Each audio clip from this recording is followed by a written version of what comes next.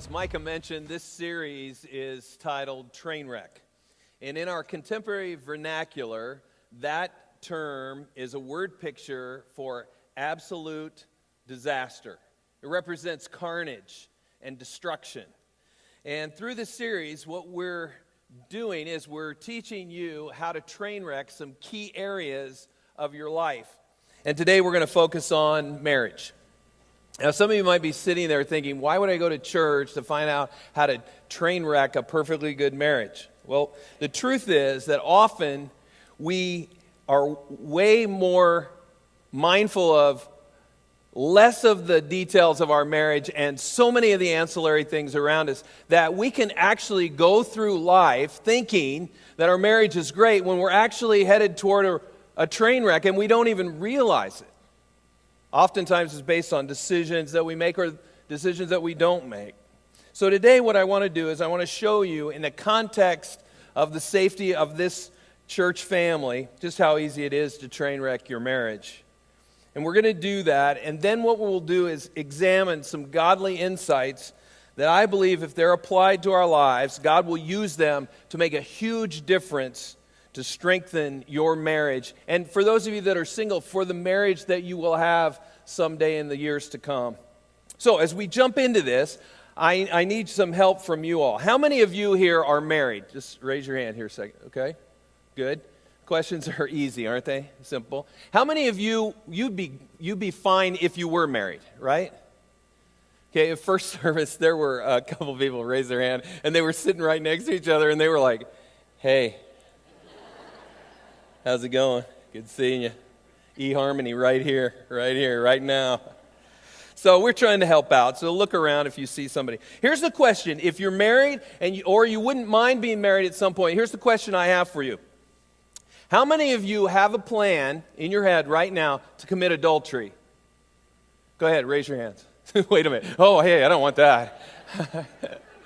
How many? I had one junior high boy in the first service said, yeah, I think I'm cool with that. Yeah. Any mentally sane people that would say, yeah. What's interesting about that response, a lot of married people in here, a lot of people would like to be married. Nobody has a plan to commit adultery. And yet people do it all the time. They do it all the time. In Exodus, the 20th chapter, verse 14, this is one of the 10 commandments. God says, you shall not commit adultery. It's pretty clear. He's real direct on that. There's not a lot of wiggle room in there. He's pointing out this is not good. And it's interesting that even if you go outside of the Christian world and you ask people about this topic, what you find is the general population, as a rule, the vast majority of the general population believes that adultery is wrong. It doesn't mean that they don't do it, but they believe it's wrong. So you have Christians and non-Christians alike who believe that adultery is something that we shouldn't do. And yet it happens a lot. In fact, it's pretty widespread. There's some research data to point this out. The Janus Report on Sexual Behavior estimates that more than 1/3 of men and 1/4 of women admit to having had at least one extramarital sexual experience. It's pretty staggering. A similar survey by the National Opinion Research Center based out of the University of Chicago found that 25% of men and 17% of women had been unfaithful to their marital partner at one time. Using that second study's research, it's the lesser of the two, that's approximately 19 million husbands and 12 million wives who have self-identified through the research study that they had been unfaithful. That's a lot of people. And I hope it gets all of our attention. Now, one thing about this message, my objective today is not to create fear and anxiety for those of you who are married or those of you who desire to be married. But I do want to address this issue. And we're going to address it, as Micah mentioned, from a different angle. I want to give you 3 steps that if you put these 3 steps into place, you will train wreck your marriage. Promise you. All right? I want you to do that. I want to give you these 3 steps so that when we get to the godly insights after I share those with you, we're going to jump into these godliness, they'll really stand out. You'll see how vividly important they are, okay? Now, I'm going to do this as sarcastically as I can. Last week, Mom told me that her teenage son, he was out in the lobby in the restroom somewhere, and he came in after we had started, and I was doing this with how to train wreck your relationship with God, and the whole time he kept looking at his mom like, what is he talking about, So if someone comes in, sits down next to you, we've launched, just let them know that I've lost my mind, okay? Just let them know. If you want to potentially risk it all, here are the 3 steps to take to train wreck your marriage. The first is neglect your marriage. Neglect your marriage. If you don't want to have intimacy in your marriage anymore, if you want to potentially lead yourself to do something stupid, just neglect your marriage. And it's very simple. Just find something else to give all your attention to. It could be anything, really. It could be a hobby. It could be your job. It could be your lawn. It could be social media. It could even be your kids. Whatever it is, just do it and neglect your marriage. In the course of neglecting your marriage, I also want to encourage you to let yourself go. All right? Be less appealing, less attractive. You used to kind of take care of yourself, put your best foot forward. Bring your A game, so to speak, right? Don't do that anymore. Stop doing that. Take your spouse completely for granted. Don't talk to them. Don't have any kind of emotional intimacy whatsoever. Don't share your feelings. Some of you guys don't have any problem with that anyway. But don't open up. And when it comes to physical intimacy, if you have to do it, make it boring, okay? Just make it predictable. I'm not going to go into a whole lot because there's kids in the room, but you know what I'm talking about. Just be a dud in the bedroom, all right? What's so funny about that? I'm trying to help you train wreck your marriage. Neglect your marriage. Second step. Connect with someone else. This is easy to do. Just form an emotional bond with someone who you have maybe something in common with, some common interests. Find someone who you might possibly find interesting or attractive and do a lot of things with them. It could be a person you're working on a project with at work. Or maybe it's somebody who you're taking a class with at the gym. Whatever the case is, find someone to connect with. And then, what I want you to do is spend all the time you can with them. And tell yourself through that, well, he understands me. Or she laughs at my jokes. My spouse never gets me. Start bonding with them emotionally, which should be easy to do because you've been neglecting your spouse emotionally, remember? And you've got emotional needs, and this person is right there, and they will meet those needs. So let them. And whatever you do, don't let your spouse know about this person. Ladies, dress up a little bit. Guys, suck in your gut. Flirt a little bit. Text after work. If you want to make it spiritual, just tell them, I'm praying for you. This is just disgusting.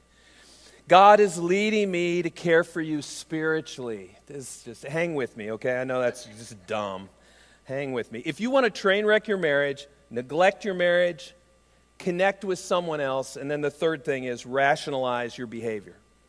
Make excuses. Blame your spouse. Well, if he was meeting my needs, I wouldn't be doing this. Or if she would pay more attention to me, I wouldn't be doing this. Find ways to blame your spouse. And tell yourself, I'm not happy. And God wants for me to be happy no matter what. Now, this is really important. Tell yourself you'll never actually go through with it. You never cross that final line, right? It's just harmless. It's just playful. And if you get really, really close, tell yourself, well, maybe, just maybe, this relationship was what was meant to be. Maybe this is what God really intended for me all along, and I just missed it.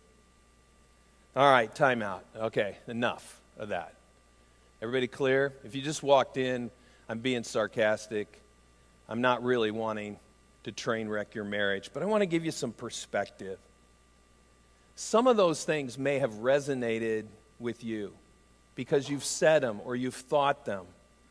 Maybe you even have done them. I want you to know that I'm being sarcastic when I'm talking about train wrecking your marriage. The last thing I would want to do was to see any marriage here end up that way. The truth is, none of us plan to betray the one that we promised before God to love through in sickness and for better, for worse, for richer, for poorer, in sickness and in health. But people do it all the time. So in the time that we have left, I want to turn the tables on this topic, and I want to share some godly insights. I want to give you a few key action steps to think about and to implement in your life that I think will be very beneficial to keep from train wrecking your marriage. All right, so here's the 3 key actions that we're going to look at. First one, do everything to radically reduce the risk of adultery. Do everything to radically reduce the risk of adultery. When the Bible talks about other sins, it tells us to fight them and resist them.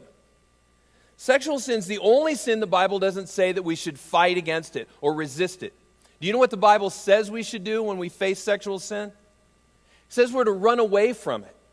Flee sexual immorality is what it says. Now, why is that? Well, Paul answers that question in 1 Corinthians 6:18. He says, flee from sexual immorality. All other sins a person commits are outside the body. But whoever sins sexually sins against their own body.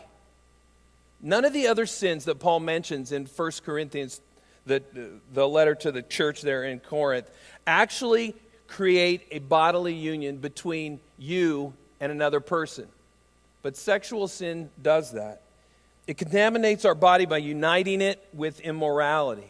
That's why Paul said this in verse 13 of chapter 6. He says, the body, however, is not meant for sexual immorality, but for the Lord, and the Lord for the body. This sin is very, very different from any other sin. So we need to run from it when we see it coming. When we face it, we need to turn and we need to run from it. In Proverbs, the 5th chapter, starting with verse 8, we read about this father who is talking to his son about an adulterous woman. Look what he says. Keep to a path far from her. Do not go near the door of her house. What he's saying here is stay as far away as possible from this woman. Yet we know that, and we know that it is dangerous, yet a lot of people rationalize their behavior, kind of inching closer to her door. I'm not really doing anything wrong, we say. This is harmless. Nothing really is happening here. Besides, everybody does this. Don't allow yourself to drift in the direction of this sin. If you do, what happens is you end up crossing line after line, and each time you think, I haven't committed adultery, but you're crossing lines, getting closer and closer. Think about that for a second. In our thinking, the line is way over there. But we need to understand that the line for sin actually exists right here. It's in our mind. The line for sin starts before we ever commit an action. It actually starts in our thinking. For so many people, the line for sin is in the wrong place. We think it's way out there. I want to make sure that you know that the line for sin, this sin, but all sin, but specifically this sin, starts in our mind with the thoughts that we entertain, the thoughts that we allow to come in to our thinking. That's why Jesus said this in Matthew, the 5th chapter, verse 28. He says, but I tell you that anyone who looks at a woman lustfully, that's a sin in your mind, has already committed adultery with her in his heart. So be cautious. Be very, very cautious on what you think about. Let me ask this question. If your spouse were to see a video of everything that you do all day long, and you may think that's not possible, but there are cameras everywhere. Have you noticed that? It's almost possible. It's almost possible. But if they could see everything that you said and everything that you did, would they feel loved by your actions or would they feel hurt by them? Think about your past week. Did you laugh at a joke that you shouldn't have laughed at? Did you say something to a coworker that was inappropriate? Were you entertained by something that your spouse would have said, that's hurtful to me?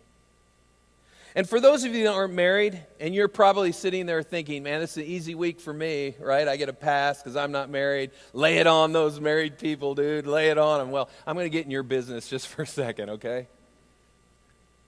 Think about this. If your future spouse saw what you did this week, would he or she be pleased? You know, some of us are doing some things right now that a future spouse might look at and say, that's just hurtful to me. Here's what I want to do. I want to give you a few guardrails to put in place to eliminate risk here. All right? The first one is this: keep a growing relationship with Jesus. Keep a growing relationship with Jesus. If you're married, what could be more powerful than an intimate spiritual time with your spouse every day? Whether you're sharing what God is showing you in His Word, or whether you're praying with each other before you head off to work, or whether you're talking about spiritual things with your kids. Whatever it is, when you're sharing spiritual intimacy, you will grow. And the benefit of that is that helps you to recognize sinful thoughts when they come into your mind, as well as it'll give you something to focus on that is of spiritual, healthy thoughts. So, keep a growing relationship with Jesus, personally and collectively as a couple. Secondly, never be alone with the wrong people. Now, I'm going to explain this just a minute. Some of you, this is going to offend, and I'm okay with that, I guess. Some of you are going to think that I'm a bit of a prude or maybe just stupid. But I personally won't be alone with a woman, period. Unless it's my wife, one of my 2 daughters, my mom, my 2 sisters, or my mother-in-law.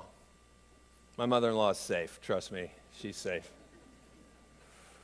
I won't be alone with them. If I have a meeting in the office, I'll leave the door open if it's appropriate. If it's confidential, I'll shut the door, but I won't meet in a room that doesn't have a window. And I always try to position myself so that anybody who's walking by can look in that window and see me.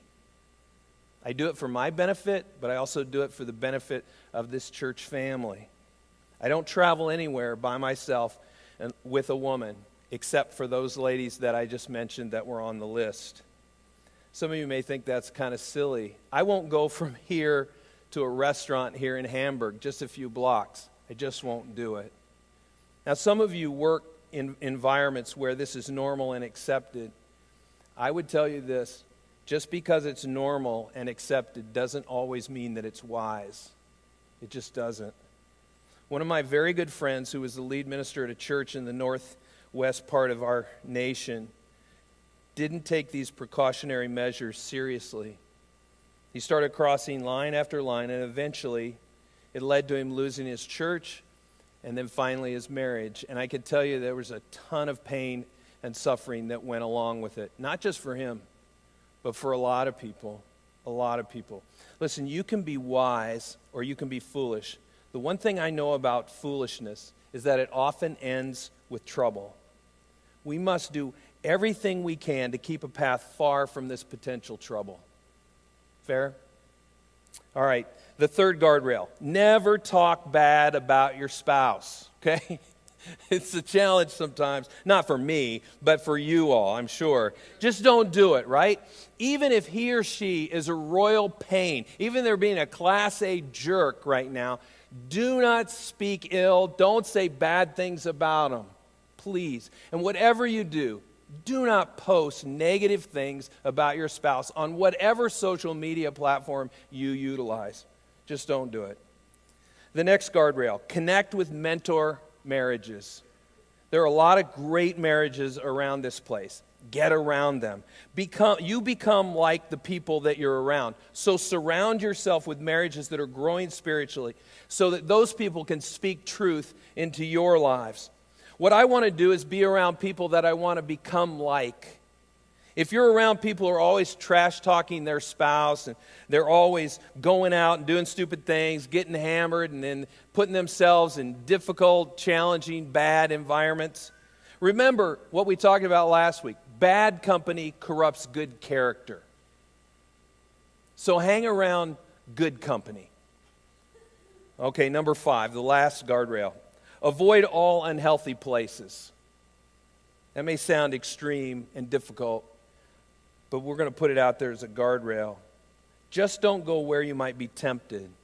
So if you're on a business trip and everybody on the team is going out for drinks, maybe you sit this one out because it would be better for your marriage if you did. Or maybe you get a private message on social media from an ex-boyfriend or girlfriend from a while back, and they say, hey, I'm in town, just wanted to swing by and say hello. Delete, delete, delete. You're not the one to win them to Christ. Promise you. Maybe, just maybe, you're struggling with looking at lustful images on your iPad or one of your other devices. Block those sites. Just go ahead and do it. Block those sites. And then reach out to somebody for accountability. Somebody who you trust will walk alongside with you to help you to deal with this temptation. In fact, you might be in a situation right now where you're actually flirting with danger. If it's at work, ask to be moved to another department. I'm serious about this. If you're in danger, I'd advise you to find another job if your company won't move you, because it's a whole lot easier to find a new job than it is to try to rebuild a 20-plus year marriage because you did something stupid. Please be wise. Avoid danger at all costs. Okay, so do everything to radically reduce the risk of train wreck in your marriage. The second action I want to challenge you to do is do all you can to invest in your marriage. And I would say do it with passion. Be passionate about it. Let's go back to Proverbs again, Proverbs 5. He's talking, the father's still talking to his son, and he says this, may your fountain, or your marriage, be blessed, and may you rejoice in the wife of your youth. A loving doe and a graceful deer. May her breast satisfy you always. May you ever be intoxicated with her love. Why, my son, be intoxicated with another man's wife? Why embrace the bosom of a wayward woman? What's the father saying here? And he's using some pretty intimate terms. I don't know if you caught it, okay? Some pretty intimate terms here. What he's saying here is if the grass seems greener somewhere else, it's time to water your own yard. It's time to water your own. Be intoxicated with the love that you have for your spouse. Let me say this. After 32 years of marriage to my best friend, I am more in love with her today than I've ever been in my whole life. That's the honest truth. And I'm so grateful for her. I know she's in here somewhere. I don't know where she's sitting. But I mean it, honey. You know that. And I'll prove it to you later. Okay. Hey. I have jewelry. My youngest daughter was in the first service, and she is scarred now. Okay. If you want a marriage like that, if you want a marriage that's vibrant, where you would describe yourself as being intoxicated for your spouse, consistently invest in your own marriage and do it with passion. Let me give you a couple investments to make. This is not exhaustive, but these are three very key ones. Number one, guard your alone time. Guard your alone time. The difference between just taking one night every week where it's just you and your spouse saying, this is our night, no kids, just mom and dad, just our time together, it's a game changer. Total game changer. Get regular time alone. Second Second investment, make time to share spiritually. Pray together. You will never regret that. It's very powerful when you pray together. Talk together about what God is doing in your life, in your job, in the family, in this church, in your neighborhood, in whatever you're involved in. Make time to share spiritually. And then the third investment is make time for intimacy. If you have to schedule it in your calendar, do that. Whatever it is, it's a vitally important part of the marriage relationship. So make time for it. And here's an important thing to note. If you had something special at one time in the intimacy department in your marriage, but it's not there anymore, you can have it again. You can have it again. God can heal that. He can rekindle that. Start doing again what you once did. So do whatever it takes to invest in your marriage. Let me give you a great way of remembering this, okay? The first is this. Get alone, get spiritual, get naked, okay? It's very simple. Can I say that? I just did, sorry. Okay, that's the part that really scarred Natalie. It's a marriage investment strategy. Trust me, ladies, your husband won't forget that. I promise you. It's a simple strategy. Get alone, get spiritual. Well, you get the idea, okay? The last action to take, Do everything you can in order to see the train wreck that you will cause if you stray. Do you want to be faithful? Then think ahead. Think about what could happen if you stepped out on your spouse, if you cheated on your husband or your wife. Look what the writer of Proverbs 5 again says, the father talking to his son. For the lips of the adulterous woman drip honey, and her speech is smoother than oil. But in the end she is bitter as gall, sharp as a double-edged sword. Her feet go down to death. Her steps lead straight to the grave. And it's not just the adulterous woman, the adulterous man. He leads in the same direction. His steps lead you to death as well. Visualize the destruction. Guys, imagine sitting down with your kids and having to say, I'm not going to live here anymore because of what I did. Wives, think about saying to your kids, Dad's moved out. He's really upset with me because of my actions. Try to visualize the destruction. I know it's painful on the front end, but if you can think about it, it can help you to keep from going there. Now here's the troubling thing for me. Even after all of this, even after the last 15, 20 minutes or so of talking about these godly insights that protect your marriage, there are some in here who will still think, I don't care. Whatever you say, fine. I'm still going to go where I want to go and do what I want to do anyway. And you're thinking in your mind that your current marriage isn't all that great, and you think that that other person is so much better, and you just think that you'll just make a change, right? You'll just make a change. You'll change out from there, and you'll go over there. And you'll just marry that person, and you'll live happily ever after. Let me give you a reality check. This is kind of interesting, if you'll play along with me. Do you know that of all the marriages that happen after someone has an adulterous affair, only 3% of those who have an affair will actually marry the person that they cheated with? 3%. And statistically, we know that 75% of those marriages are going to end in divorce. You know what the odds are that your marriage with that person who you think is way better than the person you're married to right now is? That marriage will make it? It's 0.75%. That's 0.75%. That's what we call a long shot here in Kentucky. It's less than 1%. Now, why is that the case? It's because you have a relationship that is built on deceit. You don't have truth there. You don't have integrity there. You don't have Jesus there. You have a relationship that is built on lies. And I will tell you, that is a first-class recipe for a train wreck. Please don't choose someone else over the person you pledged to be faithful to. Even if you've made mistakes, even if you've stepped out, God can put it all back together. Now, let me say this. I know every time we do a message like this, that there are tears in this room because there are a lot of people who've been hurt significantly because of this type of sin or temptation. I saw a couple after the first service, and I just went up to them and I said, hey, are you okay? Because they went through this. God put their marriage back together again. But I know it's hard for them to hear this. And for some of you, it is hard for you to hear this. I want you to know that those of you who have been betrayed, you need to know that that breaks God's heart. It may not be fixed yet. Or you may be by yourself now. But you need to know God knows your heart. And trust me, we care. It breaks my heart too. I want you to know this. Whatever you've been through, God can heal it. God can put it back together. He can fix your heart.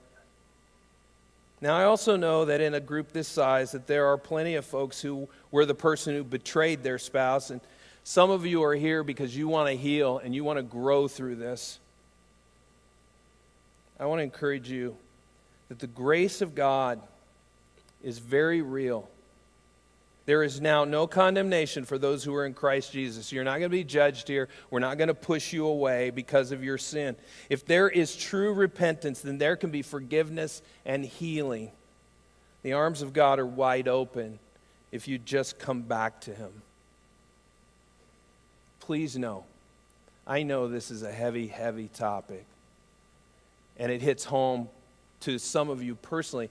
I think all of us have been touched by this in some way or another. Whether it was a family member, maybe it was a parent. I had a guy to stop me after first service and he said, I went through this with my mom and dad when I was in elementary school. I still feel it. It's real. It's real. But I want to end with some really good news. Can I give you this? We talked about a lot of hard stuff, a lot of painful stuff. Listen to what Paul told Timothy in 2 Timothy 2:13. He said, if we are faithless, he remains faithful, for he cannot disown himself. If we are faithless, and here's the deal, every single one of us will sin. We're going to sin in some way, shape, or form. None of us are perfect, but the good news is God is always faithful. Whatever the enemy meant to destroy, our God can rebuild. He can heal it. He can forgive it. He can make all things new, even when we're unfaithful. So if you were the one who was hurt in this way, you can argue all day long, and you would be absolutely correct that adultery is biblical grounds for divorce. But will you do me a favor, and will you consider that adultery is also biblical grounds for forgiveness? Our God can take what the enemy meant to destroy, and he can restore it, and he can make it new again. He can make it even better than it was before. Don't give up on it. Let's protect our marriages. Even if you're not married, let's protect the future marriage that may come your way. Let's pray. Lord, I pray today, the power of your Holy Spirit, that you will do a mighty work in our hearts. I know, God, that for some, this is a painful message, and my heart is heavy for them. I pray, God, that they would see that the reason we do this is to hopefully protect others, to keep others from being hurt in the same way that they were. Maybe we can spare that pain for a handful of marriages here. God, I ask your Spirit would strengthen us to keep us from giving into temptations from the evil one that would lead us into dangerous areas that could jeopardize the health and longevity of our marriages. Whether we're married or we're single, God, please help us to be faithful to you and faithful to our spouse or to our future spouse. God, I pray for those that are not yet married that the principles we talked about will be planted deep in their hearts. They won't ever forget them. God, I pray for the marriages that are in this room, that you would strengthen them. I pray for the marriages all over Hamburg, God, that you would speak and strengthen them, that they would find themselves coming closer together because of you. I pray for those who are hurting right now, and I ask, God, that you would comfort them. One wife whose husband is gone, passed away, said, it's just hard. It's just hard. God, we just pray for comfort. Help us, God, when the grass seems greener somewhere else. You would give us your power and your presence to focus on our own marriage. We ask for healing where there is hurt and forgiveness and new life for those that need it. I recognize this is really a heavy subject, God. So I pray for those that need to reach out for a counselor. I pray, God, you'll give them courage to do that. And for every marriage that's here, Lord, will you pour out your blessing on the husband and wife? I pray, God, that you would guard their relationship so that they will walk intimately with you till death parts them. And we pray all this in Jesus' precious name. Amen. One of the things that I recognize is that when we deal with marriages where there's problems, sometimes we can't sort it out on our own. And in your bulletin program, we listed our pastoral care contact information as well as some counselors here locally. And I would encourage you, sometimes you need somebody who can come in and sort things out and give you some direction. Please, please, do not allow your marriage to go by the wayside because you were too proud to say, hey, maybe we need to talk to somebody. If for no other reason, do it for your kids or your future kids. Please. We're going to sing in just a moment. And anytime we have a topic like this, I know it stirs the hearts of a lot of folks. If you want to talk with somebody, you just want somebody to pray with you, we're going to be down front during this song. We'd love to talk with you. If you want to talk to somebody about accepting Jesus, making him the Lord of your life, starting a relationship with him, we'd love to talk to you about that. Whatever your need is, we'll be down front. We'd love to share with you. Let's stand together. Let's worship him.